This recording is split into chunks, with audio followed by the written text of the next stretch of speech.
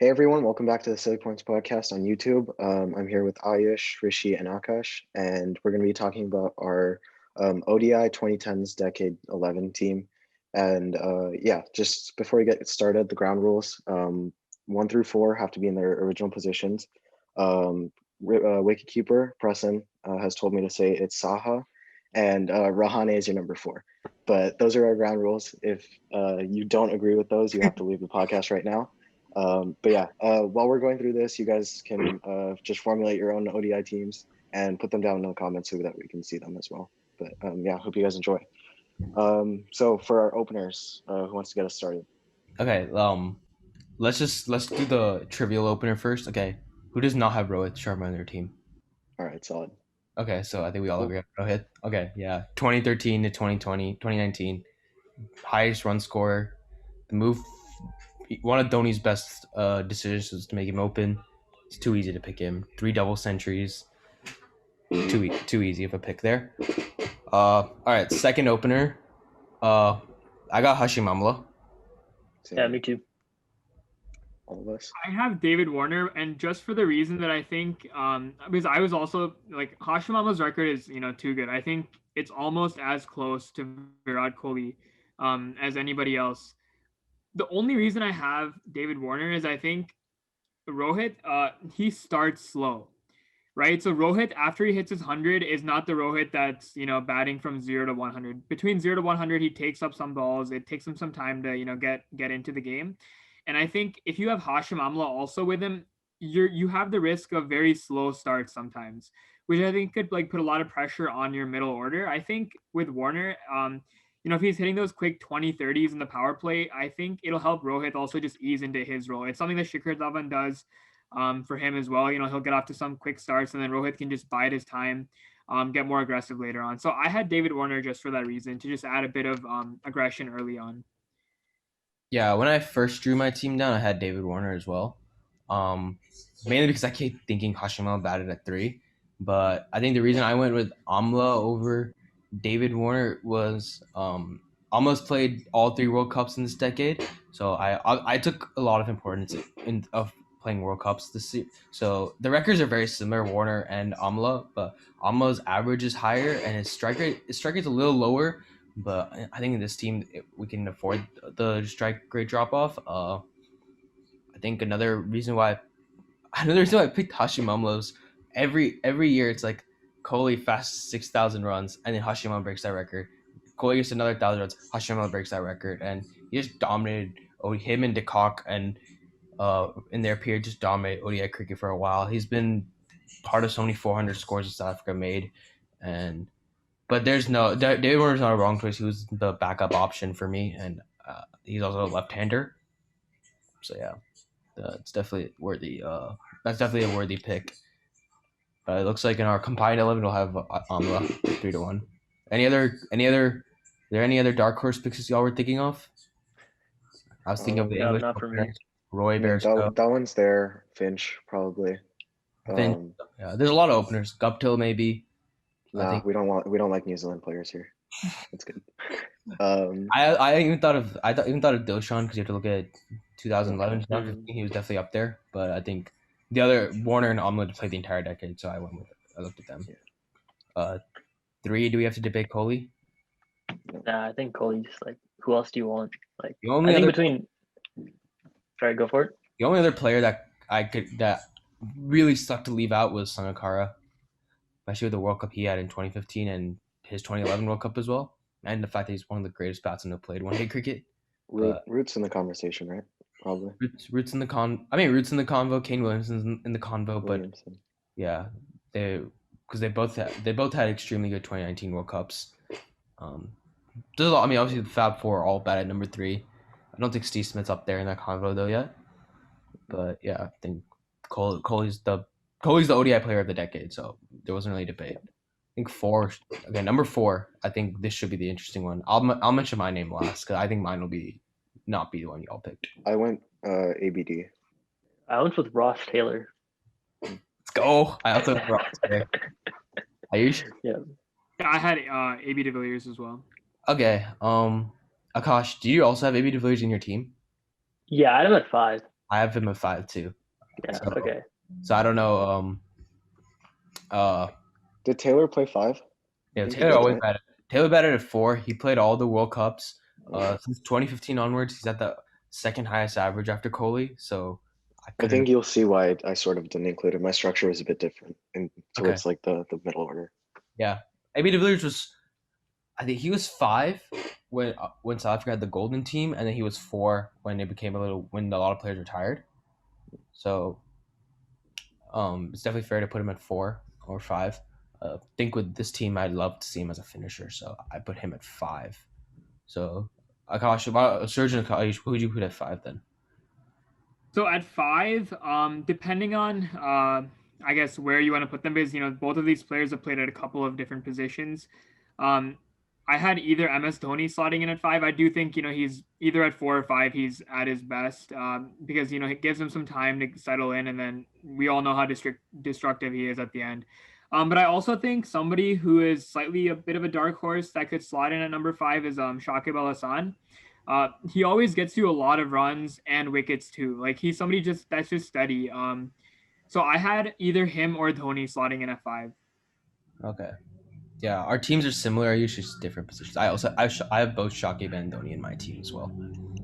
I Yeah, have Shakib. Yeah, go ahead. I have Shakib and Dhoni later on. Dhoni for me is at 7. Shakib's at 5. Yeah, I have Dhoni at 6 and Shakib at 7. So Okay. I have Shakib at 6 and Dhoni at 7. Wait, so we have one discrepancy then in the middle order, right? Mhm. Who did you guys pick? Because I think me and Rishi had Taylor, de Villiers, Dhoni, and Shakib, right? From 4 through 7. Yeah. Who did you guys have if you didn't include Who's Taylor? the extra player y'all had in your top 7? Best player? No, who's the extra player y'all have that we? I put Butler in. Okay, you have Butler. Aayush? I had Sangakkara, but then I realized that he batted at 3, so it was an unfortunate leave to leave him out. Okay. Yeah. Yeah, but I went with Butler purely for his death over strike rate, 117 or something in ODI cricket. Just a lethal player all around. We've seen him. He's been pretty consistent over the years as well. So, yeah, I don't have him keeping because Dhoni's on the team. But for me, it's de Villiers, Shakib, Butler, and Dhoni. That's the order. I also, I had Dhoni and Butler competing for the same spot, so I didn't try to put both in the team. I think number 4, Ross Taylor and Eoin Morgan were the 2 most dominating choices for me. I went with Ross Taylor over Eoin Morgan simply because Eoin Morgan's World Cup performances do not impress me that much. Both T20 and ODI World Cup, he's not always had the greatest record, but Ross Taylor was pretty excellent in 2011 and 2019 World Cup. He was okay in 2015. But it seems like so we've all picked Shakib. Everyone has Shakib in their team. Yep. Yes. Gosh, didn't someone say he's a dark horse pick? I was like, I feel like for all-rounders, you could say other people too. I feel like, especially with the ban he had all of last year too.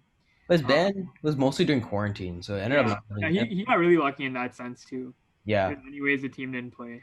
I mean, out of all the players in this ODI World, Shakib's the one who can claim to be the best cricketer his country's ever produced. Yeah, for sure. And he's going to be for a while. I think when I looked at other owners, I looked at Ben Stokes. Obviously, 2019 World Cup, huge impact, but Maxwell. I looked at Maxwell, but Maxwell is just never. I don't know. He has so much talent, but he's just so on and off for me. Yeah, he was really good. He's definitely on and off with a strike rate of like 115 plus, 120 plus. I think that's at that position at like a 6 or something. So many times from the team. I mean, he was really good 2015 World Cup, but he was really poor 2019 World Cup. There's so many times that you don't even know if he's been in Australia's best 11. I looked at Maxwell too, just for that extra hitting, but I think so. Everyone list out their 4 to 7 in their order. I can go first. So I had de Villiers, Shakib, de Villiers at 4, Shakib at 5, Butler at 6, and then Dhoni at 7. Okay, Aayush. Yeah, so I think I'm gonna go with Ross Taylor as well at 4, and then keep AB at 5, and then just alternate between Dhoni and Shakib at 6 and 7. Okay. Mine's the same as Aayush. So Taylor, de Villiers, Dhoni, and Shakib. I have Taylor, Taylor, AB de Villiers, Shakib, Dhoni. I think Dhoni, when he was at his best, before he started starting off slowly, he batted best at number 7. Back when India had their middle order wasn't as big of an issue like it was from the 2015-19 period. Dhoni, I think he batted best there. I mean, he's got an insane average of 50 plus, considering that he's not scoring 50 plus runs every game, but so many not outs, so many run chases finished, or they're having focusing on finishing games there. Dhoni's everyone's wicketkeeper then? Yeah. Is he everyone's captain? Yes. No. Nope. Okay. We can talk about captain later, but that'll be fun to talk about. So everyone has Shakib in the team, so they have one spinner spot filled. So 8, 9, 10, 11. Let's just talk about spinners first, because we're already on. We can just continue on that topic. And I don't know if you guys have picked 1 or 2 spinners left or one other spinner. One more spinner for me. I picked one more. Rashid Khan. Okay, Rashid Khan. Ayush? Yep, same Rashid Khan, yeah. Akash? Yeah, I chose Ashwin. Like, I think he's just too good as like a cricketer, as like a tactician to leave out. I know he hasn't played a lot of ODI cricket past 2017, but he did begin as a limited overs bowler, and I think him with Dhoni behind the stumps, like that think tank would be like absolutely incredible. All right, I think I got a pick that once I drop, it's a bit dark horse, but it's honestly very obvious if you look at the stats. Imran Tahir, 2011, 2015, 2019 World Cup. He was honestly, I think he was the best leg spinner in all 3 of these World Cups. Consistently been a wicket-taking bowler for South Africa. Dominated during their entire dominating phase. He's always been one of their leading bowlers. That trademark running celebration there throughout the entire decade. And you got 3 different World Cups in 3 different countries. You got England, Australia, New Zealand, and then India, and he dominated all of that. I think none of the guys picked other spinners I could think of even played 2 World Cups at best. I know Rashid Khan. I picked him first. He was my first spinner I picked in T20, but he didn't have the best World Cup, right? And his record is a little more flattering considering the opposition he plays compared to Imran Tahir, and just look at the longevity. I'm sure Rashid Khan would be in my 2020s decade. At the end, it's like I'm sure he'll be the best spinner there, but I think Imran Tahir. I mean, just in this past year's World Cup, he took 37 wickets at an average of 25. Rashid Khan. So that's not very mediocre. In one World Cup, he did 37 wickets? No, and not just one. And in this year's. Yeah, that's what I'm reading. I don't know. No, that's probably including the World Cup qualifiers. Yes. Nobody took 37 wickets. I think the leading. Not even Stark. Yeah, Stark was leading. Yeah, Stark was leading. My rationale with going for Ashwin was that with Shakib, who you have to pick him because I think he could honestly be in the top 5 as a batsman. Like he's that good of a batsman. If you play another leg spinner, you have no one who's turning the ball away from a left-hander. So then you look at the best off spinners in world cricket, and I just like Ashwin. So I think playing 2 leg spinners or 2 people who turn the ball away from a right-hander could be a risk, especially given the aggressive nature of this era of ODI cricket. Yeah, but I think playing 2 finger spinners is more risky because on a flatter pitch, Imran Tahir will get way more with his googlies than Ashwin or Shakib will get. I think Tahir. That's fair. I don't know. I'm just assuming that Ashwin can bowl leg spin too. So like, That's true, but I hasn't done right at the ODI. Yeah. I looked at World Cup stats. Tahir, I think, was the leading wicket taker for spinners, so pretty easy pick for me. And did you guys all go with Tahir, or so you had Rashid, right? No, Rashid, and Aayush had Rashid as well. Oh, gotcha. I looked at the South Africa was pretty dismal in the 2019 World Cup. I thought Imran Tahir was one of the rare high points for them, so it was pretty easy for me to pick him. Okay. Let's move on to three fast bowlers. Then everyone has left. Yeah. Yep. Interestingly, none of us have a fast bowling all rounder, right? In our top 7. Yeah. Correct. Correct. Okay, so it's 3 fast bowlers. Okay. Did anyone not have Mitchell Stark? Okay, so for me, it's a hard pick between Mitchell Johnson and Mitchell Stark, and I absolutely love Mitchell Stark, but I feel like I don't know. I feel like after let's say the 2015 World Cup, he had so many injuries, and it was just very I feel like Mitchell Stark after 2015 is not the Mitchell Stark that he was in that one World Cup. 2015 World Cup, he was just too good. I had Mitchell Johnson just because I feel like at his best, his aggressiveness and like the bouncers too, I think that's a very valuable asset to have on the team. So I had Mitchell Johnson just for that reason. Did Mitchell John outside of the 2015 World Cup, where he was clearly Mitch Stark was better than him? Did he even play that much ODI cricket? Because he retired in 2015. I don't. Yeah, think he in the 20, played. Let's see. I don't think he was in the 2011 World Cup team. If I remember, that was Brett Lee, Sean Tate. Yeah, he played 81 games. He played 81 games. He took 128 at 24. That's a solid stat. But if I remember looking, Mitchell Stark averages 20 and Yeah. Yeah, Yeah. 20.99, 172 wickets in 85 matches. Yeah. Economy of 5.0. And then I mean, a lot of people will say tail enders removal, but honestly, bowling to the tail is one of those annoying parts of most annoying things for a captain to deal with, and Mitchell Stark makes that job so easy. Two leading wicket taking spots in two different World Cups. He was my first fast bowler. Who's your guys' Does second? everyone have Malinga? Everyone? Yep. Yep. I got Malinga Okay. too. I got Malinga. 3 World Cups. Yeah, one thing I'd like to add is that when I was choosing Stark, I was also thinking of Trent Bolt. They're both left arm pacers for the variation. I think Bolt's like superb with the new ball, but Stark was a point of difference for me with like his height and his pace. Oh, I just picked both. Okay. No Stain? I had Stain. Yeah, Stain was my third one. That's a surprise from Rishi. Yeah, I struggled with so actually Bolt and Stark were my first two picks because Stark was the best bowler of 2015-2019 World Cup. I think Bolt was second best, and then he was top 5 in 2019 World Cup. He's been and he's been a key reason why New Zealand have dominated ODI cricket in the past 6 years.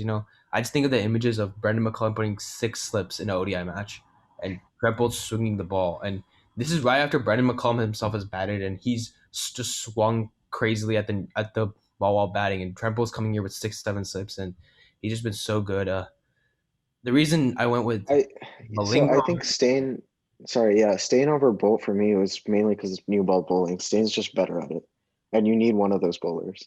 I think Bolt's also a new ball specialist. I think the reason the reason I went with Bolt, honestly, is between Malinga and Stain for me, because I was thinking Malinga's performances between the World Cups sometimes was not at its best, but obviously he's got like 4 or 5 hat tricks now. 2011 World Cup, he was the leading wicket taker and nearly bowled Sri Lanka to a World Cup.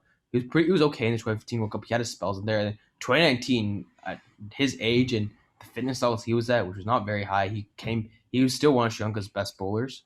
When I look at Dale Steyn's ODI record, so post 2015, there's nothing really to look at. He barely played, got injured before 2019. 2015 World Cup, he was okay. I mean, my real memory of Dale Steyn was him conceding that 6 to Grant Elliott, and he got smashed by Brendan McCullum. He honestly wasn't even South Africa's best bowler. He was amazing in the 2011 World Cup, but I think Trent Bolt had 2 World Cups on him, and he played longer in this decade. I think what goes in Bolt's favor as well is just their ability to go to 2 consecutive finals as well in World Cups. So I don't know. Pedigree helps in that sense. So, yeah, it does. I mean, you remember that's what World Cups are what make you remember. You don't really remember that one pointless ODI series in 2016, right? Yeah. Because if Aayush is right, Mitchell Stark has not played that much ODI cricket between World Cups because he's either injured or Australia always has a rotation policy. They rather have him playing in the Test series and stuff, and that's even true for Dale Steyn earlier on, which is why I don't think he had enough games on him for me to really put him in this team. Yeah, for me, one of the Stark's highlights is that I think it was a group stage match against New Zealand, where he was just bowling Yorker after Yorker. I think they were only defending like 180 or something, so they did end up losing. But yeah, his bowling was just insane in that game. Stark in 2015 was just too good. Yeah, but even in that game, Bolt too had a spell of 5 for 3. Yeah, That was That a was- crazy game. That that was a that was crazy such a game. good game. Before the World Cup final, that was my favorite game of one-day cricket ever, Yeah. like of all time. I've watched the highlights of that billions of times, and that game to me was like the epitome of the two Pacers I've picked in the team, Bolt and Stark. They're both so good. And yeah, Bolt doesn't get rested as much because New Zealand don't have as many options in the back compared to South Africa or Australia did in their first half of the decade. So he gets to play a lot more matches, and he's so consistent and in all formats. IPL currently right now he's still dominating. And then obviously my New Zealand bias. I usually new to the show, but I'm basically a black cap at heart. I will be supporting them over India in the World Test Championship. So I was just too inclined to pick Bolt. Let's talk about who are some other pitchers we all considered. To be honest, I was thinking about Bumrah, but it's just too small of a sample size, so I don't really know if like that was the main reason I didn't pick him. But his record's been exceptional in like 35 matches that he's played there. So Yeah, he's been. If it's like 2015, 2020, I think Boomer would be there. Yeah. I was thinking he's a here con because of what he did in 2011 World Cup, but that's all he did. Was just after that he didn't really play much. Trying to think of other options. I wanted to throw in a shocker of a pick for y'all just to have some fun. This guy has an extremely good World Cup record, and he's played all three. Wahab Riaz. He was pretty good in the 2011 World Cup. If you all remember, got the fifer against India. We all know what he did in 2015 World Cup. That's a spell to Watson on the highlight. Watson, yep, that's crazy. And then he had a pretty good 2019 World Cup, but I think that would be too much of a stretch. You have 3 left arm pacers then, which would be interesting. But yeah, I mean, who else? Yeah. What other options are there? I mean, England obviously have Chris Woakes, who's been very good for them since 2015. I feel like Rabada was somebody that burst on and he was just insane those first couple of years, and then 2019 he was pretty disappointing, I'd say, in the World Cup. So he didn't make the team for me. I'd say like if I had to choose between Rabada and Bumrah, I'd probably go with Bumrah just because he offers so much at the death. And he can get you wickets in those middle overs too. Oh, I picked Bhuvaneshwar Kumar as my number 9. So like, wait, I know that. Yeah. Wait, in your actual team? Yeah, in my actual team. Oh, okay. We just like glanced over that. Okay. Oh, okay. Nice. No, but I get that it's like he might not be one of the like premier pace bowlers that like immediately jump out at you, but going with the composition of like the rest of my bowling attack with Malinga and Stark, I felt like picking someone like a Bumrah or Rabada over him would probably like be too much of the same thing. Because with Malinga, you have that like extremely weird action, like he nails those Yorkers. Your death bowling is like taken care of. With Stark, you have that hit the deck pace, left arm action, right, or left arm angle. And with Bhuvi, like you just get like you're pretty much guaranteed a wicket in the first 10 overs. In the past few years, like in the IPL, he's like really grown in terms of his death bowling too. And yeah, I think he would really complement the the pace of Stark and the uniqueness of Malinga. So my only thing is, yeah, Bhuvi's great, but he's played 2019 World Cup, but Shami did better than him in both. Yeah, but I think again, Shami is like he doesn't offer anything extra. Like looking at the like when you have Malinga and Stark, right? Yeah. I feel like Shami is more of the, more of the same, right? Like he gets wickets at the death, but not like in the same, I didn't really look the like same that. way. I think he's more like hit the deck hard, right? So I think Malinga and Stark. Well, Stark seems it like a way, anyways. I think Shami kind of gets it like to skid into the batsman, which kind of makes him a bit different.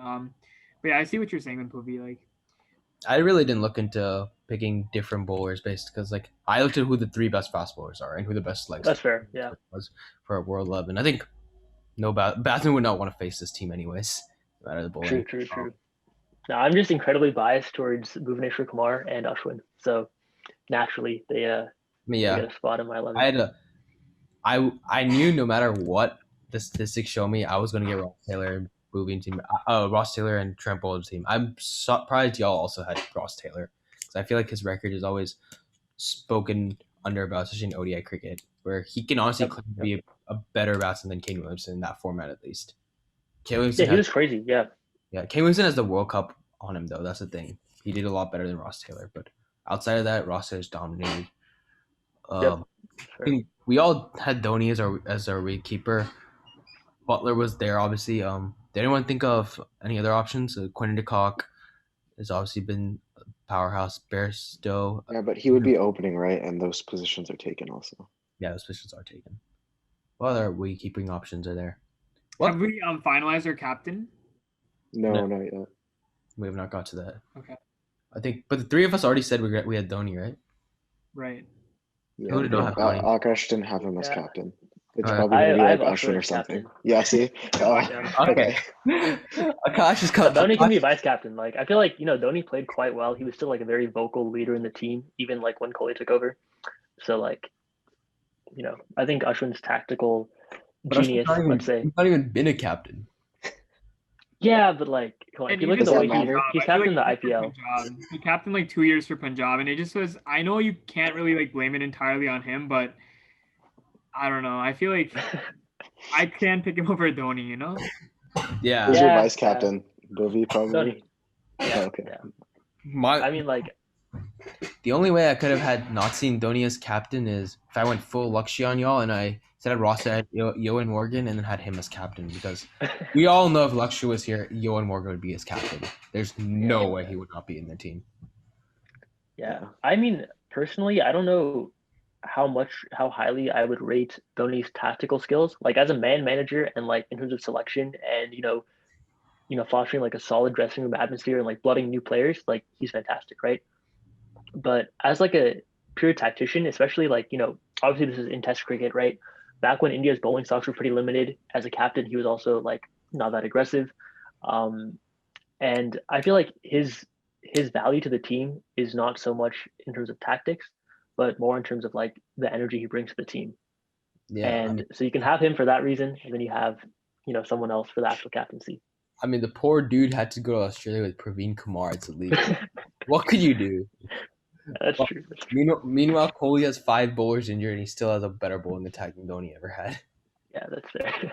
I mean, Dhoni's tacticianly, like, if there's no Dhoni in this team, there'd be no Rohit in the team. Rohit would have been that terrible middle order batsman that he was up till 2013, right? And it was all Dhoni get him opening.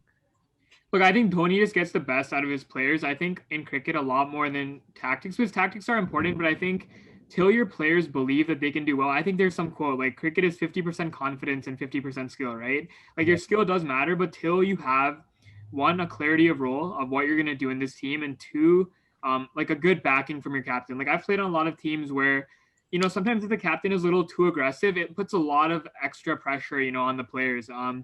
Like, let's say you drop a catch, right? And the captain's, all in your face and stuff like that. It does affect how you approach the game and your confidence. So I think, like you said, that atmosphere that Dhoni brings is just of immense value. You look at all the players, Ashwin, Jadeja, they all got into the team after CSK. Once they really flourished under his captaincy. Suresh Raina too, who I feel is very unlucky after 2015 World Cup to miss out on a lot of games. But yeah, I think Dhoni like really does get the best out of his players. Yeah. I mean, I honestly don't know if Dhoni's the best captain, even for this decade. I'm out of my options here. He's the best captaincy pick. I think you can definitely have an argument for Eoin Morgan. The way Brendan McCullum and Kane Williamson led their teams is up there too, considering their teams are probably not as good. And Brendan McCullum, honestly, he transformed. What Brendan McCullum did with the New Zealand team in 2015 World Cup, Eoin Morgan just extended that and brought that to the England team, but he really started that aggression. But unfortunately, I could not fit him in the team. But he was probably my favorite captain in the 2010s. The way he played is simply the reason I became a New Zealand supporter during that 2015 period. I just love the way they played cricket, that whole aggressive right in their face without having to actually cross the line. The way the batting and bowling came out in full. I think tactically wise, New Zealand are still reaping the rewards. Kane Williamson is just continuing Brendan McCullum's legacy, and they haven't fallen off at all. Yeah. Anything else on teams, or at least? This was a lot. Let's make a combined list if you want. Yeah, this was a lot easier to come up with. We didn't really have that many. Yeah. Yeah. Akash decided to become the P of the episode. Mistakes, but yeah. Okay, so I think we can go over our overall 11s, if you want to do that. Like combined 11. So this is silly points 20 combined ODI 11. Just for everyone to know, so the four of us combined. So we got Rohit at opening. I think we had a 3-1 Hashimamla, right? Yep. To David Warner. So Hashimamla there.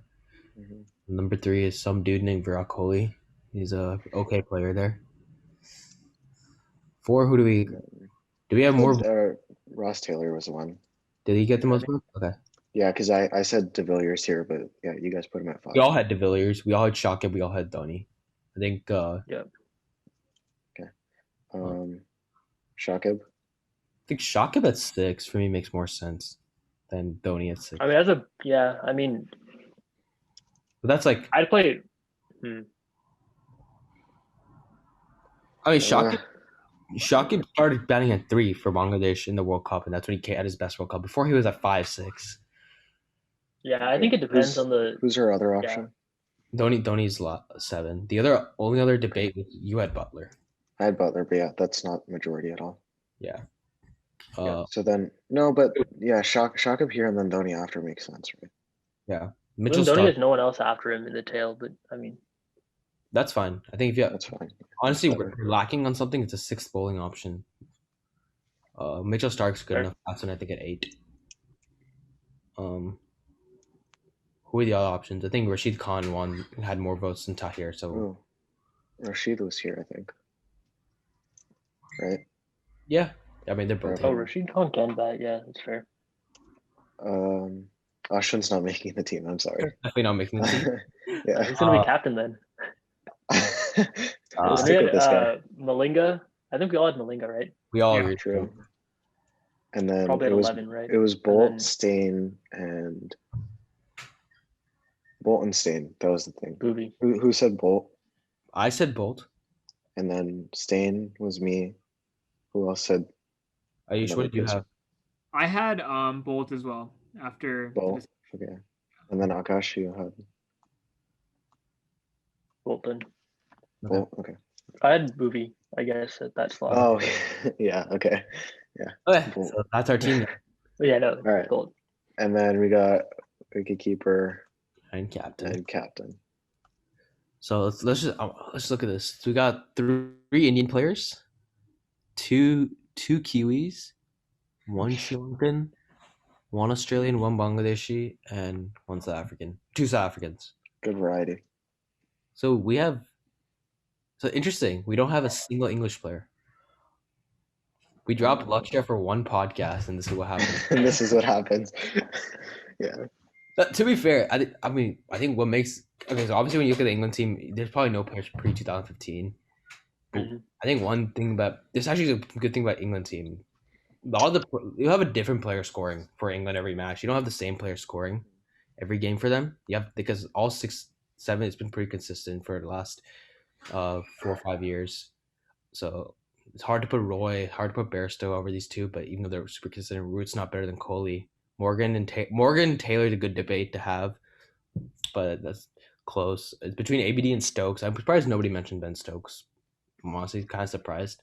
I think he would have been the other option for Shakib, right? Probably. Yep, I agree. Yeah, but I prefer that second spinner option over a 4th pacer, so that's why I went with Definitely. Shakib. Although Rashid could compete with Rashid Khan and Tahir, that's he's definitely been a solid middle overs bowler, but otherwise success though, right? Or not recent, but like more recent than the other 2. With England, everything's 2015 post. None of the players they're not even worth talking about. So yeah. The bowling, I mean, Archer's good, Wilkes is good. They probably make current World 11s, but maybe not the entire 2010s. Mm-hmm. Oh, they definitely make current 11s. Is there any other team though? Pakistan's not here, but they've not been. Do you have anybody from the West Indies? No, right? Nah. I mean, West Indies, Pakistan, they've not really done that well. I mean, South Africa hasn't done well, but. 2015, they were one of the favorites. They dominated bilateral series, right? They were always expected. They were always expected to win in 2011, 2015, right? Yeah, I remember that one game against India in Mumbai where they smacked 438. I think that was after that game. I don't know what happened to them. Like once AB retired and stuff. Especially when they had the bowling attack of like Stain, Morkel, Philander, Rabada was playing. Rabada, yeah, Tahir. Like that was a very good bowling attack. Also, a lot of their players went away from like Kolpak, right? Like they lost Yeah. Riley Rossiu. He was like a pretty exciting player for them. Who else? Simon Harmer, who's on Yeah, with Keshav Oh Mahara, yeah. spinner. Who else? They lost a lot of pace bowlers. Kyle Abbott, Dwayne Olivier. yep, yeah. Morning Morkel technically, but he had a full career for South Africa. Right. But Kolpak's done because of Brexit. Right. Don't ask me to explain that because I don't get the politics of that. But they are eligible to play for South Africa now. I just don't know. Yeah. Now they'll come to the U.S. instead. So Yeah, that's whatever. cool. It's good for USA cricket then. But yeah, Yeah, this is our 11. Let us know what you guys have for your decade 11s for ODIs in the comments. in the comments. And yeah, hope you guys enjoyed. Make sure you subscribe and just like share it with people so they get it. And yeah, thanks guys. Thank you, everyone. See you.